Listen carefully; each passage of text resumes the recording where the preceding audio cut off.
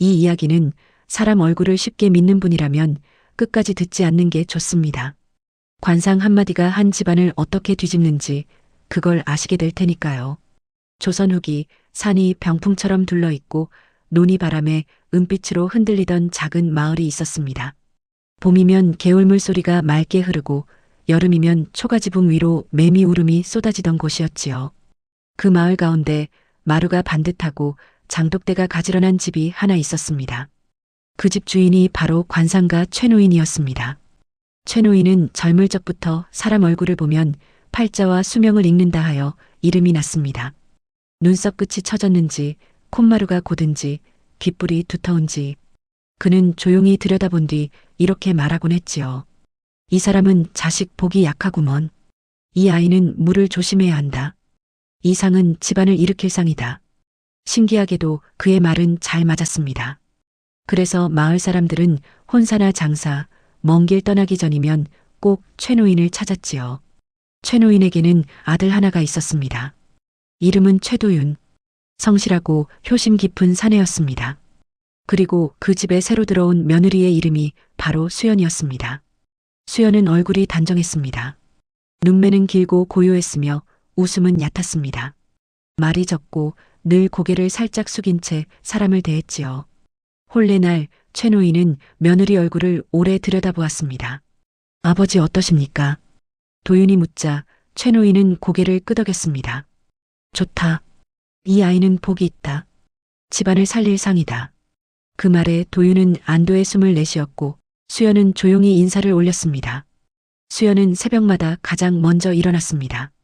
우물에서 물을 깃고 장작을 패고 시아버지 방에 따뜻한 숭늉을 드렸습니다. 아버님, 물 좀 드세요. 그래, 수연아. 집안은 정겹고 평온했습니다. 도윤은 밭으로 나가고 수연은 장독대를 살피며 하루를 보냈지요. 이상한 일은 가을밤에 시작되었습니다. 달빛이 유난히 희고 바람이 없는 밤. 그때였습니다. 기익. 대문이 아주 천천히 열리는 소리. 수연은 마루에서 바느질하다 손을 멈췄습니다. 도윤도 방문을 열고 나왔지요. 누가 왔소? 대답은 없었습니다. 대문은 닫혀 있었고 마당엔 아무도 없었습니다. 그날 이후 최노인은 밤마다 잠에서 깼습니다. 누가 나를 본다. 그는 방 구석을 바라보며 중얼거렸습니다. 수연이 등잔을 들고 비추면 벽엔 그림자 하나뿐이었습니다. 그런데 불빛이 흔들릴 때면 그림자가 겹쳐 보였습니다. 길고 마른 그림자. 마치 젖은 옷자락이 바닥에 늘어진 형상. 수연은 그걸 보았지만 아무 말도 하지 않았습니다. 며칠 지나지 않아 최노인의 관상이 자꾸 빗나가기 시작했습니다. 그 집 아들 오래 산다. 했는데 사흘 만에 병으로 쓰러졌습니다. 사람들은 수군거렸지요. 요새 관상이 좀 틀린다. 나이 탓인가? 최노인은 점점 불안해졌습니다. 어느 날 그는 수연을 불러 앉혔습니다. 수연아. 예, 아버님. 네 얼굴 다시 좀 보자. 그는 천천히 살폈습니다. 눈, 코, 입, 이마. 그 순간 손이 떨렸습니다. 이상하다. 분명 복이 있는 상인데 수연의 눈동자가 깊게 빛났습니다. 마치 물을 머금은 연못처럼. 그날부터 최노인은 기억을 자꾸 헷갈렸습니다. 도윤아. 아니 너는. 며느리 이름도 순간 떠오르지 않았습니다. 그리고 그는 낡은 족보를 꺼냈습니다. 한 장이 번져 있었습니다. 마치 이름 하나를 지웠다가 다시 쓴 흔적처럼. 내가 지웠나? 그는 혼잣말을 했습니다. 사실 오래전 일이 있었습니다. 도윤이 젊었을 적 마음에 둔 여인이 있었습니다. 가난했지만 성품이 맑은 아이였습니다. 하지만 최노인은 그 여인의 얼굴을 보고 말했습니다. 이상은 단명이다. 집안을 망친다. 그 말 한마디로 혼사는 깨졌습니다. 그 여인은 그해 겨울 눈 덮인 강가에서 싸늘한 시신으로 발견되었습니다. 사람들은 수군거렸습니다.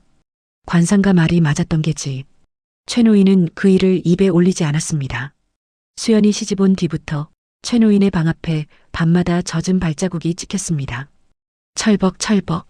논에서 막 올라온 듯한 발자국. 도윤은 보지 못했고 수연만이 새벽마다 조용히 닦았습니다. 수연아, 뭐 하느냐? 마당이 젖었습니다.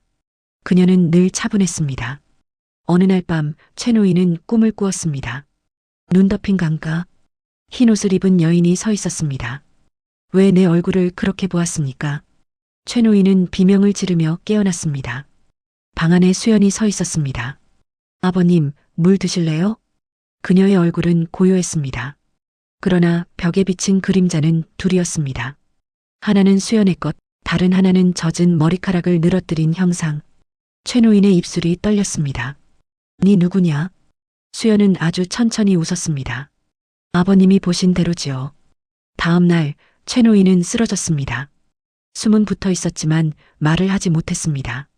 그의 눈은 계속 수연을 향해 있었습니다. 그날 밤 대문이 또 울렸습니다. 기익. 그리고 낮은 목소리가 들렸습니다. 이제 됐다. 수연은 장독대 앞에서 조용히 말했습니다. 이제 됐습니다. 며칠 뒤 최 노인은 세상을 떠났습니다.